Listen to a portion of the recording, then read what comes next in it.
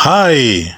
Magandang araw sa lahat. Romy Sabaldan muli at kamusta kayong lahat? Sana ay nasa mabuting kalagayan ng lahat.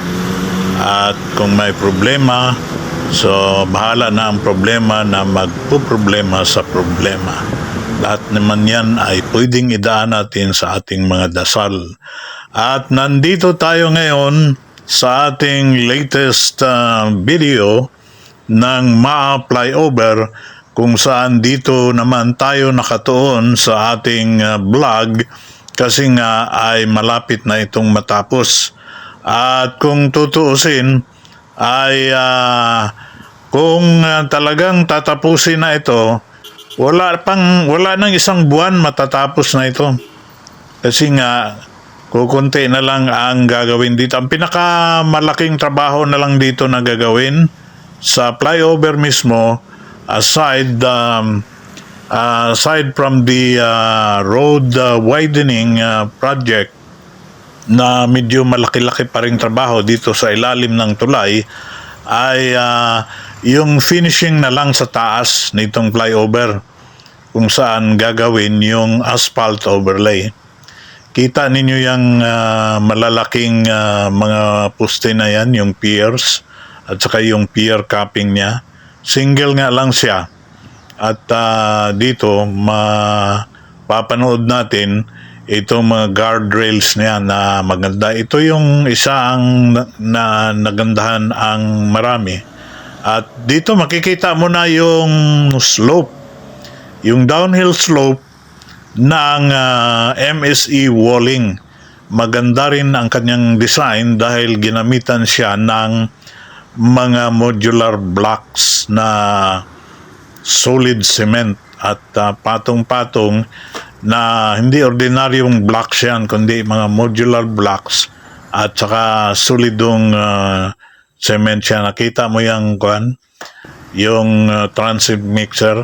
Ang lalaki ng mga transit mixer ngayon, kumakarga na siya ng 12 cubic meters. Noong panahon namin sa construction, mga late 1990s, ay hanggang 5 cubic meter lang, maliit. Maliit ang mga transit mixer noon. Ngayon, malalaki na. Yan naman yung kanyang, nakikita nyo yung gentle slope ng kanyang uphill climb to the flyover. At dito may hinuhukay sila sa kanyang landing dito mismo sa road approach. Ang lalaki talaga ng mga truck at saka mga cargo trucks na dumadaan dito. Kaya kita mo yung laki ng kanyang piers, ang mga 4 meters ang diameter nun.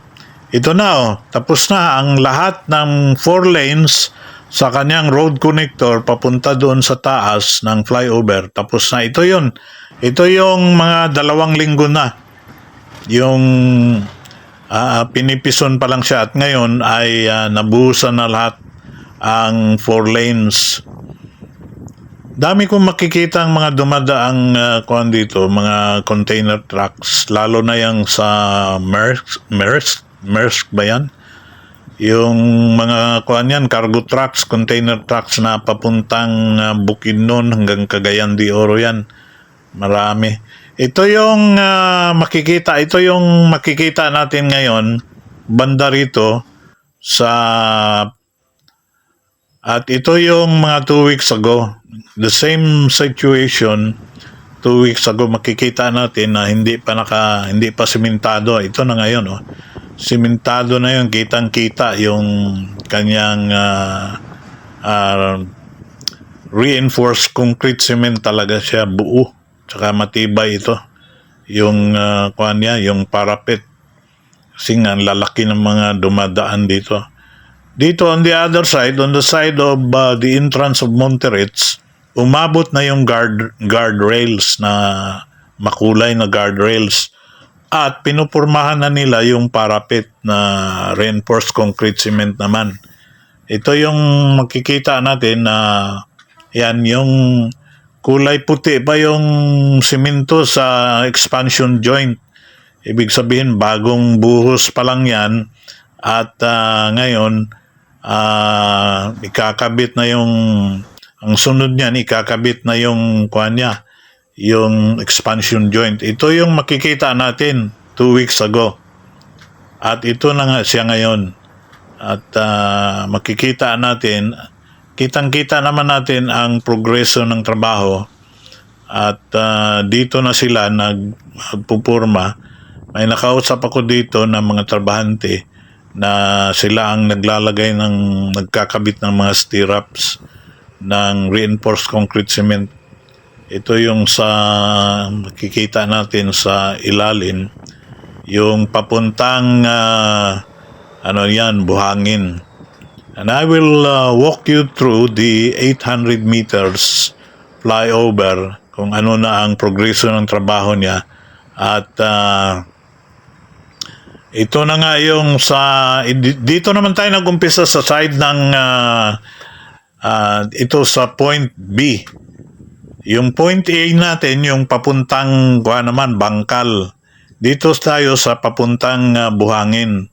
At ito nga ang sitwasyon dito ngayon. Yan o. Both sides are now installed with the beautiful railings or the guard rails, para ito yung nandito tayo sa in the middle of the bridge. Makikita natin meron siyang dividing line para sa mga left and right traffic, at 4 lanes nga siya. Dito yung sa side ng Magtuod sa Monterich ay naikabit na rin itong mga guardrails. At kagaya nga na nasabi natin kanina, yan yung focus natin sa mga metal railings. At matibay nga ang pagkagawa niya dahil nakabolt siya lahat. Ito nga yung sinasabi natin na pareho ang design ng guardrails niya sa San Juanico Bridge. Kaya nga lang meron siyang color variations. Kitang-kita mo yung papuntang Maa doon sa Matina hanggang kanto ng NCCC dito sa taas tayo ng Phoenix. Itong Phoenix pala nagsarado na diyan sa ilalim kasi malaki yung nakaltas sa area niya. Malaki ang nakuha niya sa road widening, kaya sarado na siya. Yan yung mga gagamitin, ikakabit sa metal, sa expansion joints niya. Yan yung mga bakal na ikakabit doon sa expansion joint. At yan, i-close up natin. Maganda rin ang design. Kagaya ng halos pareho ang design nito sa Magsaysay Park Bridge doon sa Davao Coastal Road, at dito nga siya ikakabit. At kagaya na sinasabi natin, importante sa atin ang expansion joint kasi lahat dito mabilis ang takbo. Pag mabilis ang takbo mo, dapat hindi siya masyadong kalampag. At yan nga, kasi pag kalampag at araw-araw kang dumadaan diyan, malaking kasiraan yan sa iyong suspension, sa mechanical suspension ng iyong sasakyan. Kaya importante na mabuti ang pagkatrabaho ng expansion joint. From the road connector, connect to the flyover itself. Ito naman yung sa side, tawagin nating point B. Yan yung dito yung expansion joint. May hinuhukay pa sila dyan kasi papalitan nila ng grade A na mga pang backfill dyan. Yung merong banders, soil with banders.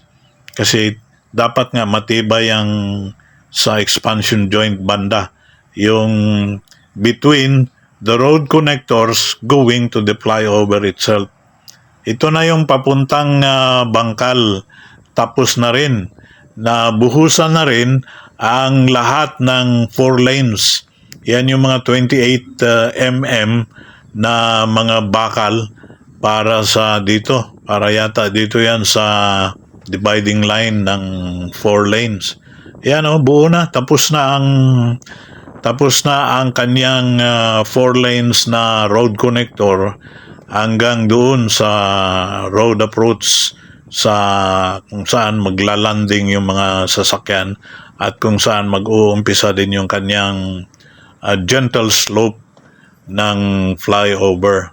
Yung gentle slope niya na sa Binisaya pa, hanay-hay siya ba? Para maayo ang smooth ride, ang may tabo. So, dito makikita natin, hindi masyadong busy, pero itong galing sa bangkal talaga, kahit na dito rin galing buhangin, kahit na lunch break yan, delivered na yung mga brand new vehicles at saka yung motorsiklo. Yung RJ Movers ba yan? Yan yung nagdi-deliver ng mga bagong sasakyan kung saan nila. At ito naman, pag wala ng delivery dito, hindi na iikot ang mundo. Kasi yung mga flammable, mga gasolina yan Kahit na lunchtime, busy pa rin dito. Kaya nga, lahat ay gustong minamadali ang pagkatapos ito. Ayaw nagpantusa o dugay ang mga motorista. Kasi nga, kung totoo yung sinasabi nila na we are spending 1 million a day in traffic jams, sinabi ng Unified Project Management Office, malaking lugi talaga yan. At dito na tayo sa side naman kung saan dumadaan yung mga sasakyan papuntang buhangin. So ito na, malapit nang matapos ito at magpapaalam na ako at magpapasalamat sa patuloy ninyong suporta at panonood sa aking vlog.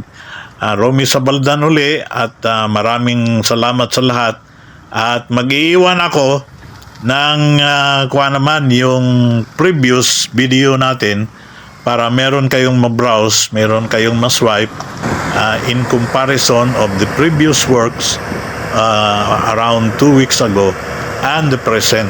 Yan na yun. So maraming salamat po. Hanggang sa muli, Romy Sabaldan.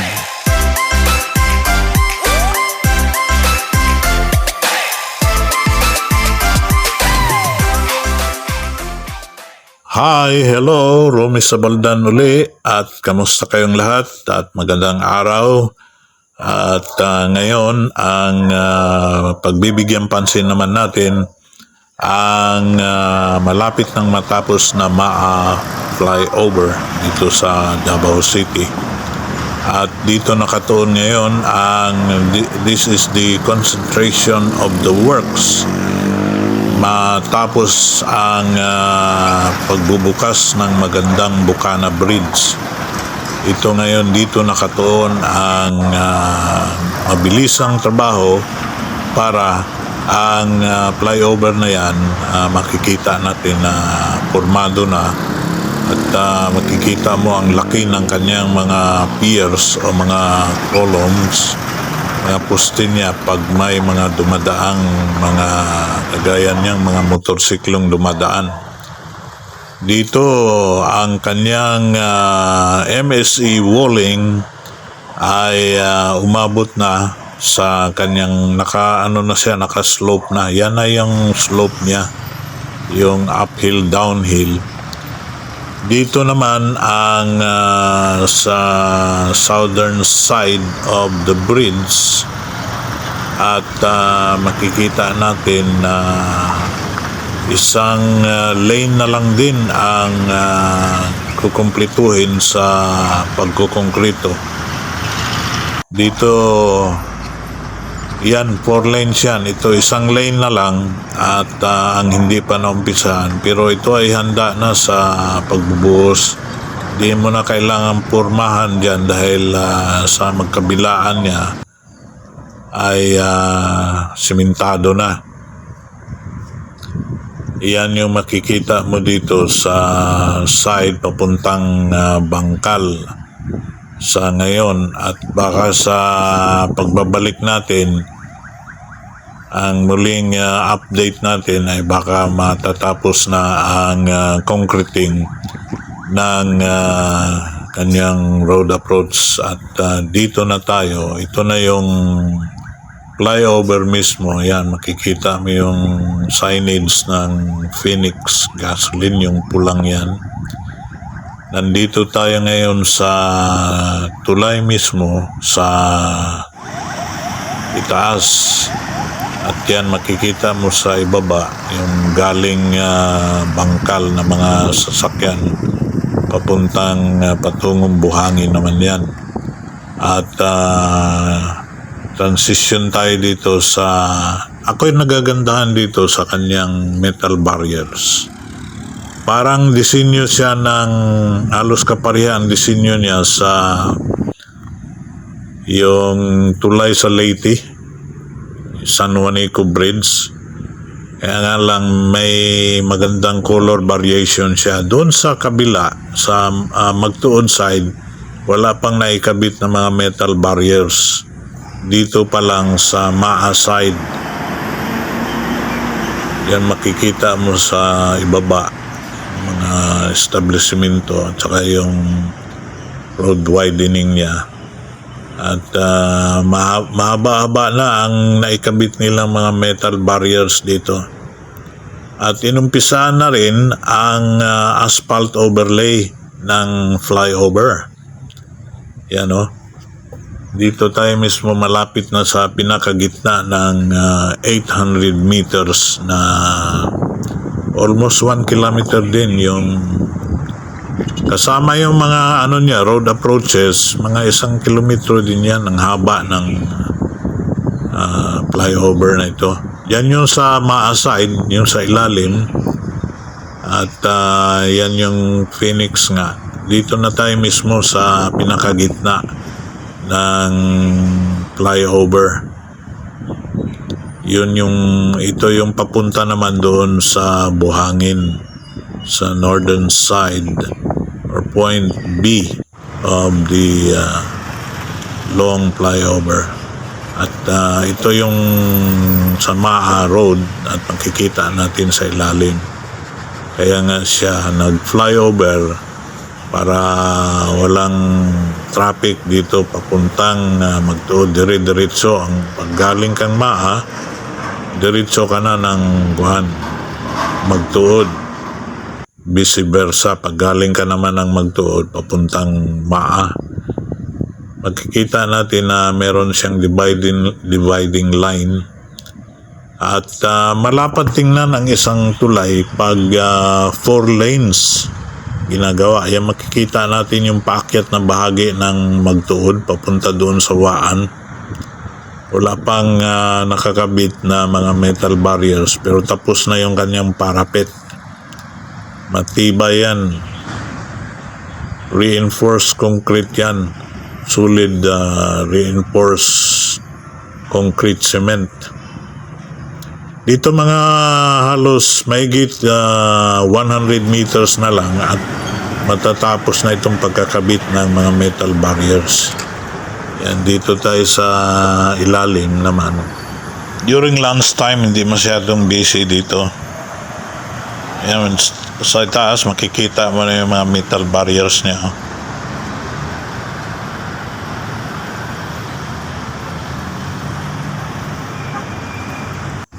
Dito naman kung saan ikakabit itong expansion and the flyover ay tinatapos na rin nila dito ang trabaho. At makikita nga natin na si Foreman Junghil ang nagpipison ngayon dito sa Buhangin side ng flyover. Muranig boxer si Foreman Junghil ba? Mukhaon, pudyot-pudyot lang niya, balik dayo trabaho. Busy gid sila dere. Yan, yung parapet niya is really reinforced concrete. Reinforced concrete cement talaga yan. Dito isang lane na lang din ang tatapusin nila at mabubuo na itong 4 lanes. Malapad ito, 4 lanes na road approach. papuntang 4 lanes din ng flyover. Maganda kasi gagastos ka na lang din sa napakalaking gasto sa kanyang substructure, yung mga pile foundations niya, ay dapat gawin mo ng 4 lanes para sulit na yung gastos mo sa substructure at mas malapad ang tulay. Mas malapad kasi ang tulay tingnan pag 4 lanes talaga siya. Hindi siya masikip. Iba kasi ang mararamdaman mo pag sa kalsada lang na regular roads. Pag 2 lanes lang, hindi masyadong masikip ang yung pakiramdam pag kalsada. Pero pag tulay, 2 lanes, billion din yung gastos niya. Yan yung mga malalaking truck. Pag natapos na ito, dito na sila dadaan. So, makapagtrabaho naman sila doon sa road widening sa ilalim. Mas mabilis na trabaho ang magagawa nila doon. Pag dito na dadaan itong ang concentration of traffic kasi is going to Bangkal at saka going from Bangkal going to Buhangin eh. Diyan ang malalaking mga sasakyan dyan. Kaya matraffic siya. Pero this will be decongested by February siguro. Buo na talaga ito eh. Hindi matatapos ang February, buo na ito. Ito na lang kanyang road widening ang tatapusin dito. So, ito na yung pinaka-latest update natin sa MAA flyover. At sana nga ay matatapos na ito by January na ngayon, by February. Yan o, tapos naman yung MSC walling niya na para sa kanyang downhill, uphill ride ng tulay. Maraming mga lilim dito dahil yan, yung mga malaking simbahan dyan at saka mga high-end subdivisions. Kita mo na dito yung forma ng ng malaking flyover na ito. Saka dito makikita mo yung mga imburnal. So magkakaroon pa sila dito ng drainage work. Kuha naman tayo ng kunting dramatic works dito sa imburnal. Dito mismo sa papuntang Magtuod, yung cruising ng Magtuod at saka papuntang MAA.